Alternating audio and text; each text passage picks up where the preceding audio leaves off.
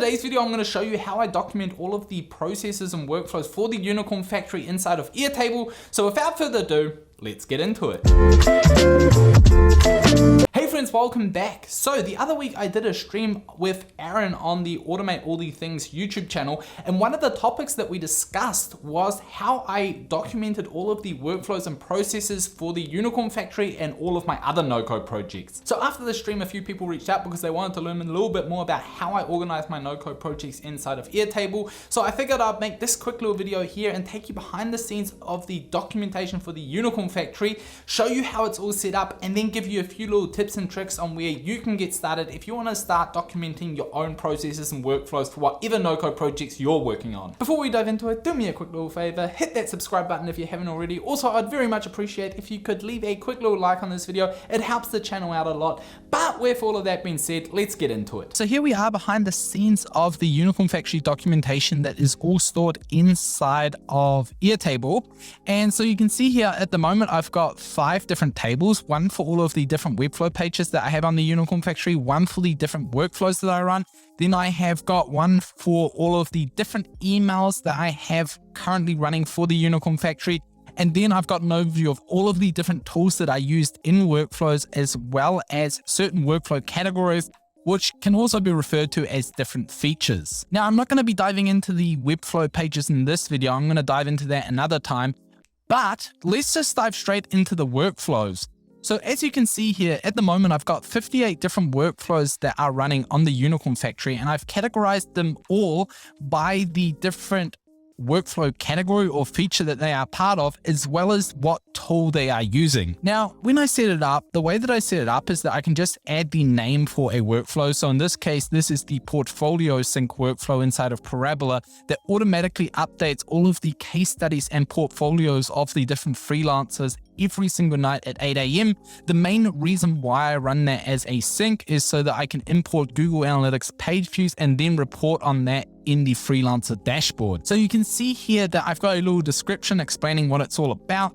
And then I have linked it to the workflow category table that basically allows me to know what particular feature or category it's a part of, as well as me adding an image of what the actual workflow looks like, so that if I have to jump in there and quickly see what steps are involved with it, I can just see it right then and there. So you can see I've got a whole bunch of different ones going on. And one of the key reasons why I wanted to start documenting these workflows is because I shifted all of my workflows from just being inside of Zapier to now using 5 different automation tools. So besides using Zapier, I also use Parabola, I use Integromat, I use Airtable Automation, and I now also use Airtable scripts.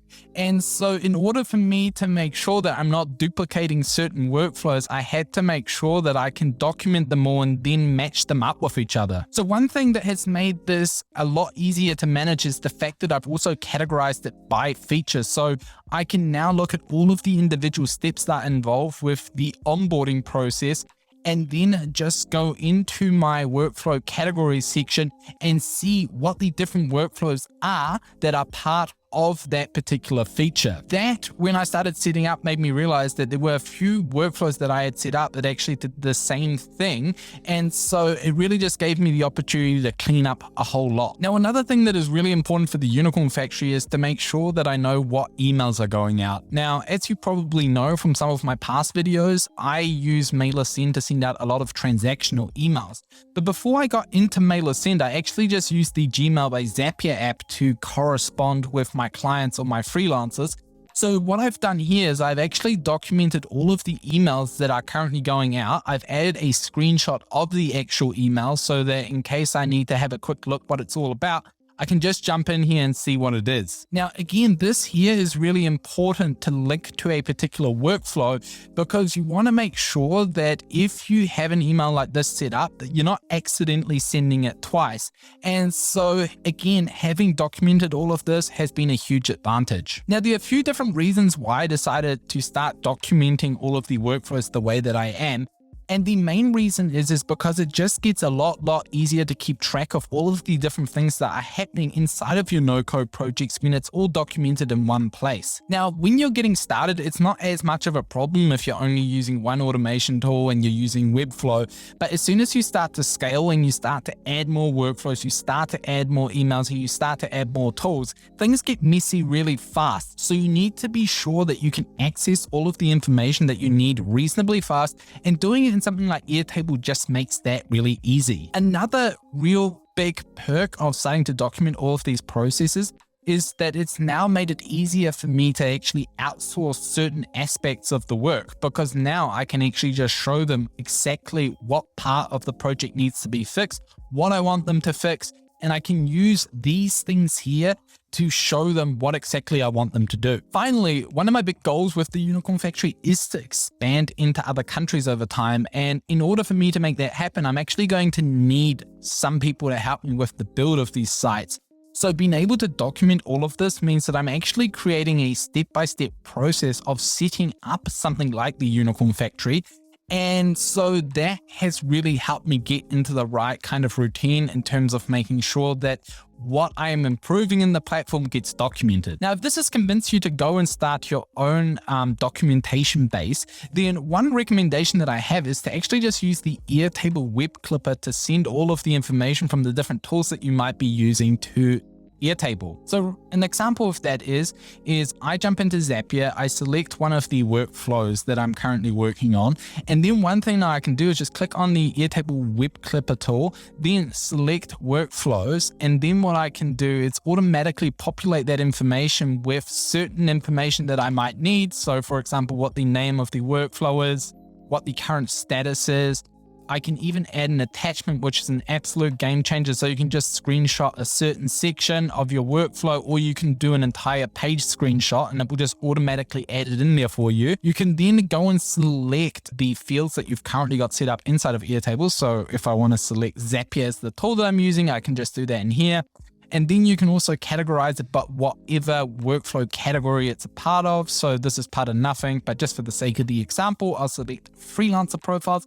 And then if you want to quickly write a little explainer note in there, you can do that. But then all you need to do is just click on add record, and that record will then get sent to your Airtable base. So you can see it right here.